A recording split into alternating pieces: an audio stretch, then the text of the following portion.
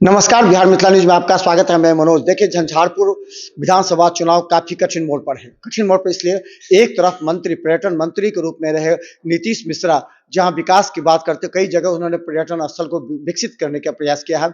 वहीं हम बता दें कि उद्योग मंत्री के रूप में उन्होंने कई बार बिहार का जलवा दिखाया है और कई दूसरे जैसे मेट्रोपॉलिटन सिटीज में उन्होंने उद्योगपतियों की बैठक की और बिहार में आमंत्रण किया। अब उनकी भी प्रतिष्ठा दांव पर लगी हुई है।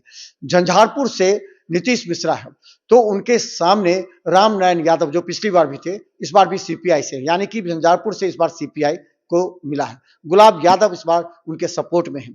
आज हम बता दें बड़ी खबर कि मीसा भारती आ रही हैं स्टेडियम में, वो कार्यक्रम दिखाएंगे।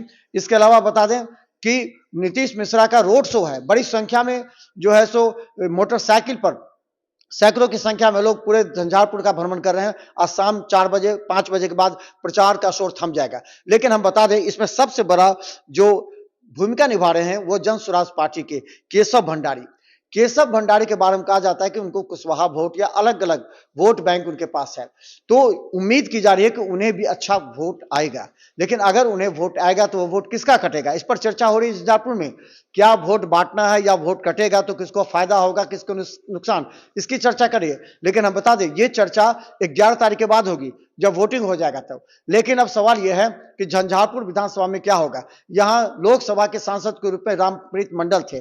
देखिए, यहां से रामप्रीत मंडल को जिताने में जो उस समय जो राष्ट्रीय कार्यकारी अध्यक्ष जदयू के संजय झा, उनकी काफी अहम भूमिका थी। संजय झा अभी भी लगे हुए हैं। हालांकि आज झंझारपुर के क्षेत्र में उन्होंने कई जगह भ्रमण किया, उसके बाद लोखा की ओर रवाना हो गए हैं।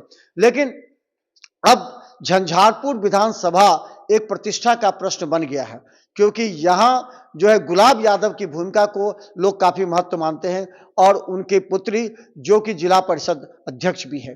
तो यहां का जो एक समीकरण है वो अलग समीकरण है।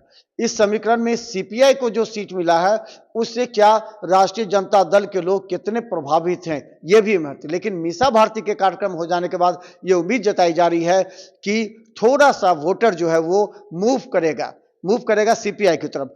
लेकिन पिछली बार का जो समझिए, जो नीतीश मिश्रा 41,776 वोटों से जीते थे, उनको लगभग 94,000 के आसपास उनको मत आई थी। और हम बता दें कि ये 64,000 या 54,000 के आसपास सीपीआई के उम्मीदवार थे, उनको मत आया था।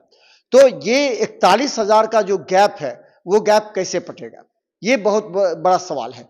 क्या 41,000 का वोट बैंक बढ़ेगा या फिर उसमें से कट करके, यानी कि जो नीतीश मिश्रा को आया था वो कट के जनसुराज में जाएगा, इसकी चर्चा चल रही है। हम लगातार आपको दिखाएंगे, आज दिन भर झंझारपुर विधानसभा से हर अपडेट आपको दिखाएंगे। जिस तरह प्रत्याशी ने पूरा दांव लगा दिया इस बार, किस तरह हम चुनाव जीते। तो बड़ी खबर बता दें, झंझारपुर से आज प्रचार का शोर थमने के बाद प्रत्याशियों में होड़ मची है। किस तरह हम जनता में ज्यादा से ज्यादा जाकर के हम अपने प्रभुत्व को, अपने प्रचार को बढ़ावा दे सकते हैं।